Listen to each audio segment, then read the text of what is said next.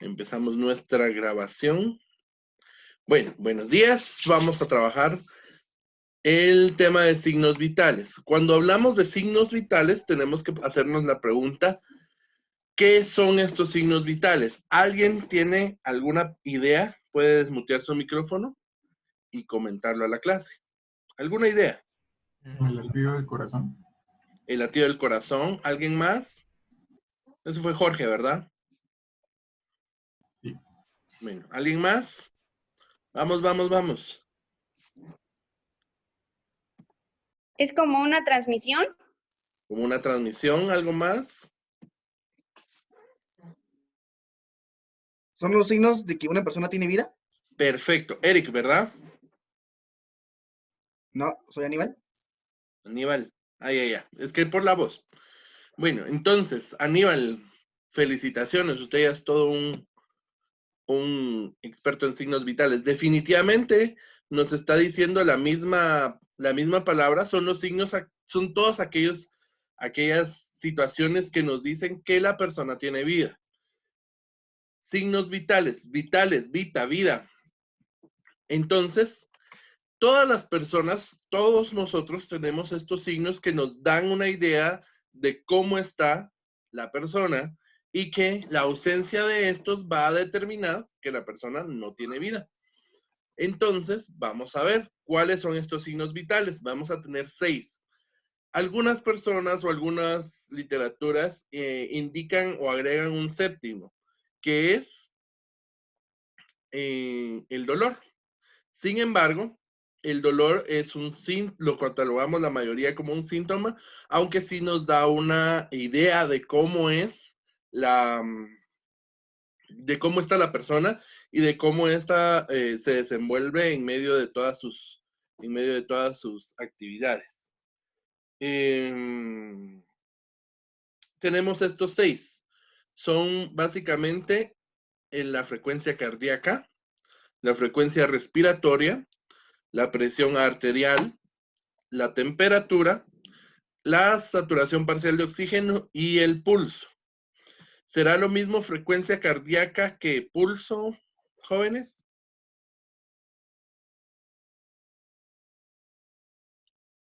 ¿Están vivos? Alguien que me lo diga. Alguien que me quiera compartir su respuesta.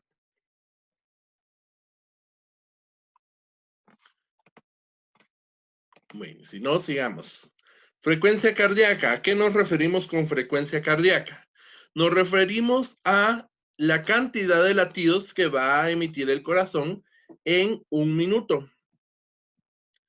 O sea, que nosotros para medir la frecuencia cardíaca, para empezar, necesitamos un equipo un tanto especial que va a ser nuestro estetoscopio, porque vamos a tener que hacer una auscultación directa del corazón. Ponemos nuestro estetoscopio que nos va a aislar los sonidos del medio externo. La campana la ponemos sobre el corazón y vamos a contar la cantidad de veces que el corazón va a latir en un minuto. Eso va a ser nuestra frecuencia cardíaca. ¿Por qué es tan importante? Porque definitivamente de los signos vitales, quizá el más importante, aquí sí me atrevo yo a decir que el más importante es la frecuencia cardíaca.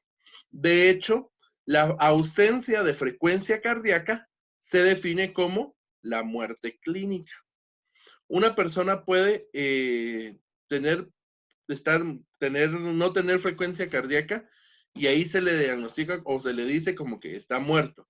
Se pueden dar maniobras y todo lo que ustedes quieran, pero es una vez parado la frecuencia cardíaca, ahí hablamos de la muerte clínica. Entonces, definitivamente, la frecuencia del corazón es una, si no una de las más importantes, es la más importante de todos los signos vitales. Con respecto a esto, nos vamos a dar cuenta de que la frecuencia cardíaca no es la misma para todos. Tenemos diferencias de frecuencia cardíaca con respecto a las edades. ¿Por qué es tan importante esto de las edades? Porque nosotros vamos a tener contacto con pacientes de todo grupo etario y por lo tanto vamos a necesitar saber cuál es la frecuencia cardíaca de cada grupo de edad. Paréntesis. Yo les recomendaría que tengan su cuaderno a la par, así van haciendo de una vez su tarea, que es la de pasar el contenido a su cuaderno. Sí. Así que aprovechen de una vez. Bienvenidos a los que están ingresando. Vamos a seguir con nuestra clase. Frecuencia cardíaca. Cuando hablamos de los grupos etarios, vamos a dividirlos según las edades. Por ejemplo, los recién nacidos, vamos a hablar, o los neonatos, vamos a hablar desde que nacen hasta las 6 semanas. Algunas personas dicen, o algunos libros dicen que hasta las 4 semanas. Por norma general hablamos del primer mes de nacimiento como un neonato. Y vamos a ver que el latido por minuto es de 120 como mínimo y 140 como máximo. Un infante que va a ser mayor de un mes hasta un año, vamos a hablar de 100 a 130. Van viendo que va disminuyendo. Un lactante mayor, o sea, de 1 a 2 años, de 100 a 120 latidos por minuto. Un preescolar de 2 a 6 años, hablamos de 80 a 120. Un escolar que es de 6 a 13 años, hablamos de 80 a 100. Un adolescente de 13 a 16 años, de 70 a 80.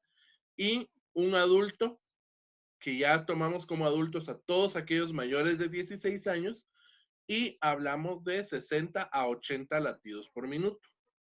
Si se dieron cuenta, fue disminuyendo la cantidad de latidos por minuto mientras la persona iba creciendo.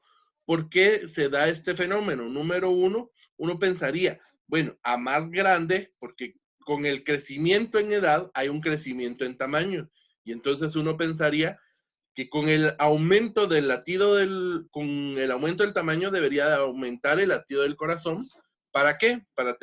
Para mandar la sangre hacia los lugares más lejanos, la punta de los dedos, al cerebro, a todos y cada uno de los órganos. Sin embargo, ¿qué sucede? Con el aumento de la frecuencia del tamaño, de la edad, también aumenta la fuerza y la efectividad de la expulsión de la sangre desde el corazón hacia el resto del cuerpo. Por lo tanto, la frecuencia cardíaca se va haciendo menor. Con un latido puede expulsar con más fuerza y con más calidad la sangre desde el corazón. Recuérdense que el corazón también va creciendo y entonces eso va haciendo de que la efectividad del latido cardíaco sea mejor. ¿Dudas o preguntas ahorita? ¿Nadie? ¿Están ahí mis vidas? Profe, usted mencionaba que la falta de la frecuencia cardíaca se consideraba Ajá, como muerte. Y el exacto. aumento de la frecuencia cardíaca, Ahorita vamos a ver eso. Hay una pequeña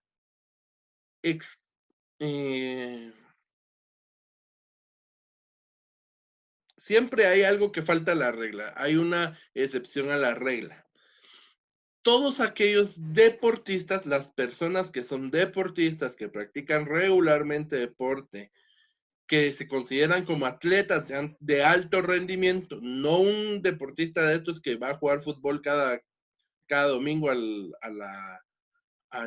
campo de la colonia, sino que un deportista que ese es su trabajo, que es un atleta de alto rendimiento, vamos a darnos cuenta que en realidad su frecuencia cardíaca va a ser menor a la de un adulto. Normalmente a ellos pueden llegar hasta 45 o 50 latidos por minuto sin que eso les afecte.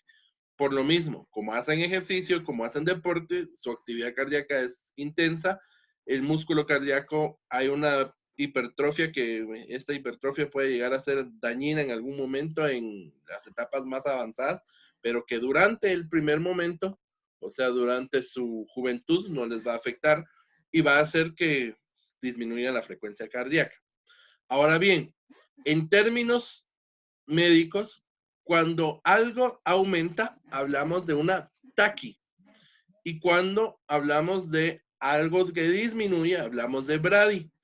Como estamos hablando de la frecuencia cardíaca, vamos a decir bradicardia cuando disminuye el latido cardíaco por menos de su valor normal. O sea, que si un recién nacido, yo lo ausculto y tiene 50 latidos por minuto, 60 latidos por minuto, está en bradicardia. Al contrario, si aumenta la cantidad de latidos por minuto, estamos hablando de una taquicardia. O sea, si sube por arriba de 140.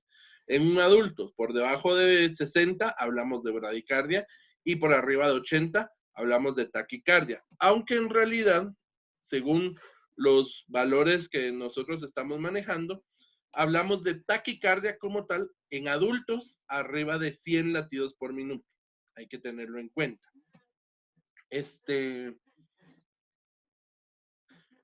Sí. Para determinar que un paciente está en paro cardíaco, o sea que yo lo ausculto y escucho frecuencia cardíaca, pero su frecuencia ya no es la óptima, las maniobras de reanimación cardiopulmonar las empezamos cuando el paciente tiene menos de 40 latidos por minuto. Si tiene menos de 40 latidos por minuto, empezamos maniobras de reanimación. ¿Por qué? Porque esos 40 latidos no son suficientes. Hay que hacer este paréntesis. Si es un atleta y está bien, tiene 40 latidos, no le vamos a iniciar maniobras. Pero si es una persona común como cualquiera de nosotros, está desmayada y tiene menos de 40 latidos por minuto, inícienle reanimación cardiopulmonar. Hagamos RCP, porque ese latido no es lo suficientemente bueno y no va a expulsar la sangre hacia a los órganos como se necesita, y no va a haber una buena distribución de la sangre al cuerpo. ¿Alguna otra pregunta?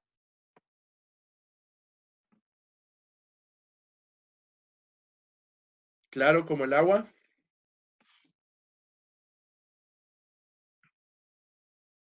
Bueno, sigo entonces. Siguiente, la frecuencia respiratoria. Si la frecuencia cardíaca era la cantidad de latidos cardíacos que se emiten en un minuto, la frecuencia respiratoria va a ser la cantidad de veces que se producen ciclos respiratorios dentro de un minuto. ¿Por qué digo ciclos respiratorios? Porque recuérdense que la frecuencia respiratoria o la respiración tiene dos eventos. Un ingreso de aire, que es la inspiración, y un egreso de aire o una salida de aire, que es una expiración. El ciclo respiratorio habla en su totalidad los dos momentos, tanto una inspiración como una expiración. Esta imagen me fascinó. Vayan a buscar al doctor Velasco en Facebook y en Twitter.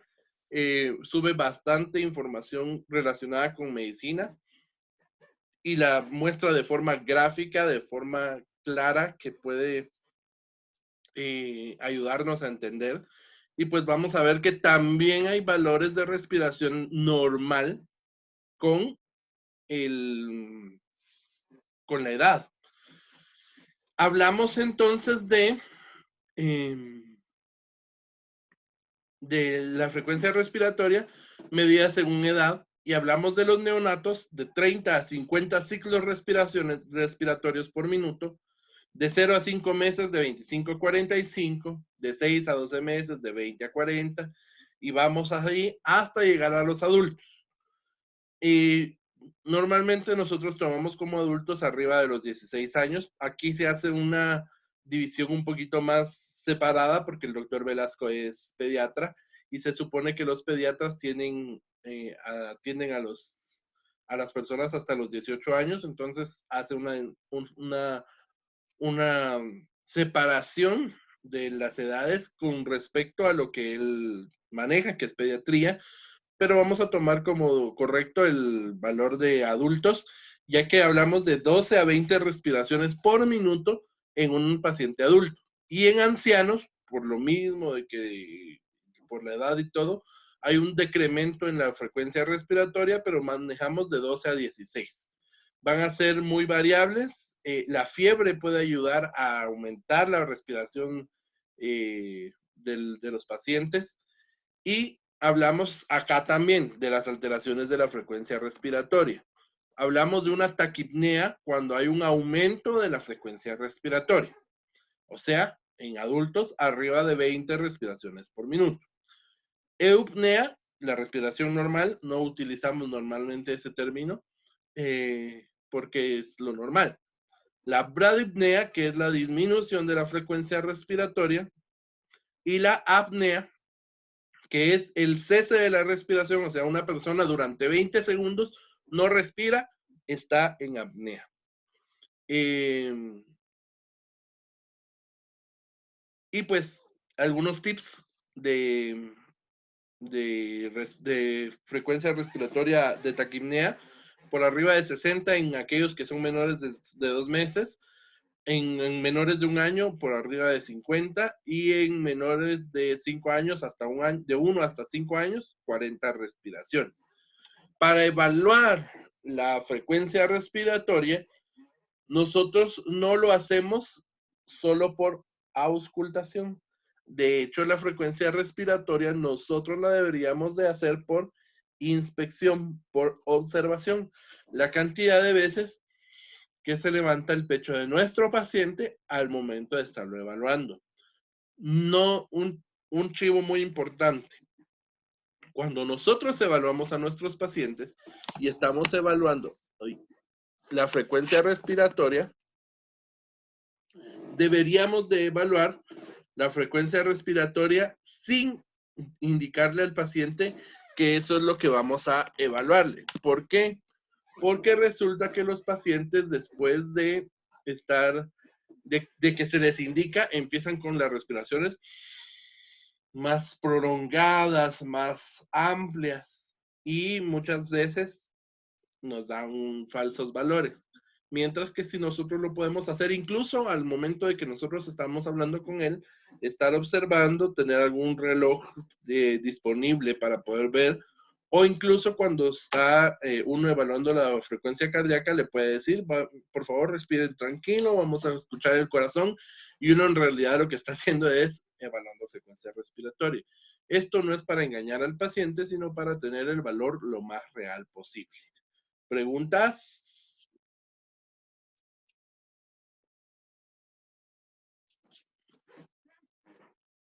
¿Todo bien? ¿Nadie quiere preguntar nada? ¿Seguros? Bueno, nos pasamos al siguiente valor. La presión arterial. La presión arterial es uno de los signos vitales, ya que mide la fuerza con la que es expulsada la sangre desde las cámaras cardíacas, o sea, desde ¿No me podría repetir? ¿No me podría repetir? Disculpe. ¿Qué cosa? ¿Lo de presión arterial? Sí, sí, sí. Ok. La presión arterial mide la fuerza con la que es expulsada la sangre desde el corazón hacia el sistema vascular. Entonces, para medirlo, nosotros lo que utilizamos es una presión arterial periférica. Podemos medir presiones arteriales y venosas centrales, pero para eso necesitaríamos cateterizar a nuestro paciente, poner un catéter que vaya hacia el ventrículo, hacia la aurícula derecha para la presión venosa central o hacia la salida de la válvula aórtica en el ventrículo izquierdo para medir la presión arterial central. Utilizamos un aparato que es el esfigmomanómetro, que va a estar calibrado en milímetros de mercurio y que nos va a medir la presión. La presión tiene dos componentes. Una presión o un valor sistólico, que es el momento de la contracción del corazón mientras el corazón ejerce su fuerza, que es el valor alto que nosotros vemos, y una presión arterial diastólica, que es cuando el corazón se relaja y queda el pulso de la sangre a través del sistema vascular. Para la medición de la presión arterial, tenemos varios equipos. Ustedes ya vieron los esfigmomanómetros en la clase pasada, sobre los digitales, los manuales, los anaerobios, que tienen... ¡Ay, nos quedan 10 minutos! ¿Cómo se llama? Que pueden medirnos el valor. Lo mejor es la auscultación directa para poder hacerlo. Para poder evaluar nosotros a un paciente, nunca lo deberíamos de evaluar al momento de ingreso. Tenemos que darle por lo menos 5 minutos para que tanto la frecuencia cardíaca, la frecuencia respiratoria y la presión arterial estén dentro de sus límites normales. Si nuestra clínica está en un 5º nivel y no funciona el elevador y llega nuestro paciente con 100 latidos, pues obviamente va a ser porque subió las gradas. Entonces le tenemos que dar chance a que respire, a que descanse para tener los valores más exactos. Esto es una tabla de presión arterial que podemos tener, pero manejamos nosotros una media. La sistólica manejamos entre 100 y 120 lo normal, y la diastólica entre 60 y 80 lo normal para adultos. Para niños es todo un problema porque depende de si el niño fue a término, fue postérmino, cuánto tiempo tiene, la talla, el peso. Entonces, esto es un poco más difícil de medir en niños. De hecho, debería de formar parte de la rutina de evaluación, pero requiere un aparato especial también que va a ser con el tamaño de acorde al niño. Eso es con presión arterial. Cuando hablamos de que está arriba de 120 o arriba de 80, hablamos de hipertensión arterial. Y cuando está por debajo de 100 o debajo de 60, hablamos de hipotensión arterial. Aunque tenemos que guiarnos por los signos clínicos también. La temperatura. Para la medición de la temperatura, es muy importante saber que tenemos varios puntos en los cuales se puede evaluar. Tenemos 5 puntos y la temperatura va a ser pues la cantidad de calor que irradia el cuerpo derivado de los procesos metabólicos. O sea, si el cuerpo de una persona por medio de sus procesos metabólicos genera calor y ese calor se tiene que enviar hacia el exterior y se envía a través de la piel. Por eso es que la mayor parte de los lugares donde podemos medir la temperatura pues son precisamente en la piel. Vamos a medir o poder medir la temperatura en la piel, o sea, en la frente principalmente, en el oído, en la boca, en la cavidad rectal y en la cavidad axilar. Cuando hablamos de la temperatura normal, decimos nosotros que entre 36 y 37 o incluso entre 35 y 37 grados estamos en una temperatura normal. Por debajo de esa temperatura, 35 y 37 grados centígrados. Muy importante. Si son Fahrenheit o en otro tipo de escala, cambia. Hay que hacer la conversión. Pero nosotros manejamos en los grados centígrados, los grados Celsius. Por debajo de 35 hablamos de hipotermia y por arriba de 37 hablamos de hipertermia. El término correcto de fiebre se dice que es toda temperatura mayor de 38.5 grados centígrados. Aquí dice 38, pero nosotros tomamos 38.5 como el valor de fiebre. Entre 37.5 y 38.5 hablamos de febrícula. Al medir la temperatura, nos vamos a dar cuenta que si lo tomamos en la temperatura rectal, tenemos que sumarle 0.5, es un poco quizás la más exacta. Si lo tomamos en la boca, tenemos que tomar o aumentarle 0.5 grados centígrados. Y si lo tomamos en la axila, hay que aumentarle 0.8 grados centígrados. Sumarle al valor que nos está dando el termómetro. Vemos esta tabla también del doctor Velasco. Hablamos de hipotermia, los grados de hipotermia, la febrícula y la fiebre y los valores promedio de la temperatura corporal en edad. Hay algunos momentos específicos que pueden alterar la temperatura. La hora, no es lo mismo la temperatura en la mañana que a mediodía y que en la noche, no solo por el clima, sino que también por el proceso metabólico. Hay unas hormonas principalmente controladas por la glándula suprarrenal que pueden alterar la frecuencia, perdón, la temperatura del cuerpo.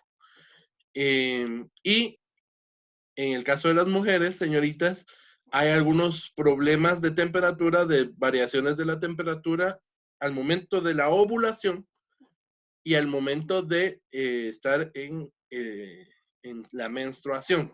De hecho, este es uno de los principios del método del ritmo, de los métodos de planificación familiar, porque las mujeres deben tomarse la temperatura para poder saber cuándo fue su ovulación y a partir de ahí empezar a contar sus días fértiles e infértiles. Hasta para eso nos puede servir la temperatura. La saturación parcial de oxígeno, pues se mide con un aparatito especial que es el oxímetro, que lo que va a hacer es medirnos según el efecto Doppler que va a generar dentro del sistema capilar, nos va a medir qué porcentaje de oxígeno se está transportando en la sangre. Aquí es fácil porque este aparatito específicamente lo mide. Si nosotros lo ponemos en el dedo y esperamos, tenemos que ver o vamos a ver un porcentaje. Ese porcentaje es la cantidad de oxígeno que nosotros podemos transportar en la sangre en ese momento. Normalmente, toda persona sana, por arriba de 95%, estamos bien con la saturación parcial de oxígeno. Por debajo de 95, estamos un poquito, no hipóxicos, pero podemos tener algún problema, principalmente pulmonar o del sistema venoso al momento de que haya poca perfusión, o sea, que llegue poca sangre a ese lugar, principalmente en las situaciones distales, que por medio de un taponamiento de una arteria o algo por el estilo, puede generar disminución de la saturación de oxígeno. Jóvenes, si nos saca el sistema, volvemos a ingresar con la misma clave, por favor. La saturación parcial de oxígeno es muy importante, principalmente en aquellos pacientes pulmonares que pudieran darnos una complicación por la disminución del oxígeno. Obviamente todos los pacientes pueden complicársenos si tienen una hipoxia. Los recién nacidos, por ejemplo, hay que estarlos vigilando mucho con la saturación parcial de oxígeno en los intensivos e incluso en los primeros momentos de haber nacido, porque pueden generar apneas. Esto va muy relacionado con la frecuencia respiratoria y la cantidad de oxígeno que tiene en la sangre. Así que, básicamente para esto nos sirve la saturación parcial de oxígeno. El pulso. Vamos a hablar que el pulso es, bueno, yo les pregunté al inicio de la clase si pulso y frecuencia cardíaca era lo mismo. Nadie me respondió. Resulta que el pulso y la frecuencia cardíaca no son el mismo, la misma cosa. La frecuencia cardíaca va a determinar el pulso, pero el pulso no determina la frecuencia cardíaca. Yo puedo venir y hacer una evaluación del pulso y en base a eso determinar la frecuencia cardíaca, sí, pero no son lo mismo.